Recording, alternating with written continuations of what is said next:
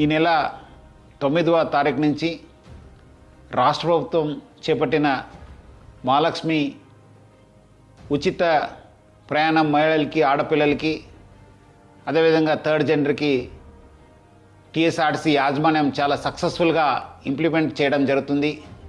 చాలా చోట్ల అనూహ్య స్పందన వచ్చింది. రికార్డ్ స్థాయిలో ప్రయాణికులు మా బస్సులో ప్రయాణం చేయడం జరుగుతుంది. బట్ ఈ ఒక పథకం ఇంప్లిమెంట్ చేయడంలో యాజమాన్యానికి, ముఖ్యంగా మన సిబ్బంది కూడా కొన్ని సమస్యలు తెలియెత్తుతున్నావు. ముఖ్యంగా చాలామంది మహిళలు తక్కువ దూరంకి వెళ్ళే వాళ్ళు కూడా మన ఎక్స్ప్రెస్ బస్సులో ఎక్కి దూర ప్రాంతం వెళ్ళే ప్రయాణికులకి ఇబ్బంది కలిగించే విధంగా ప్రయాణం చేస్తున్నారు.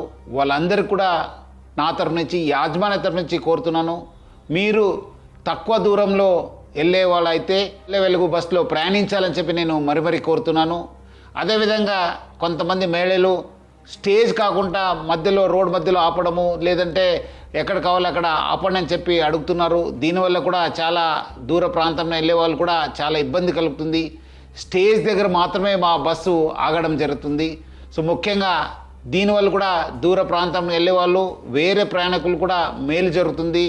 మన కండక్టర్స్కి, డ్రైవర్స్ కూడా బాగా జరుగుతుంది. లేదంటే కొన్ని చోట్ల మనకు చాలా ఇబ్బంది కలుగుతుంది. మన కండక్టర్స్ కూడా చాలా ఇబ్బంది పడుతున్నారు. ప్రజలు బాగా సహకరించారు. వాళ్ళందరూ కూడా నా తరపు నుంచి, యాజమాన్య తరఫున కూడా ధన్యవాదాలు తెలుపుతున్నాను. వచ్చే రోజు కూడా ఈ ఒక స్కీమ్ని ఇంప్లిమెంట్ చేయడానికి మహిళలు, ఆడపిల్లలు, థర్డ్ జెండర్ వాళ్ళందరూ కూడా సహకరించాలని చెప్పి నేను మరీ యాజమాన్య తరఫు నుంచి అందరు కోరుతూ, మహిళా లోకానికి, ఆడపిల్లలకి, థర్డ్ జెండర్ అందరూ కూడా నేను యాజమాన్య తరఫు నుంచి కూడా సహకరించేందుకు పేరుగా ధన్యవాదాలు తెలుపుతున్నాను.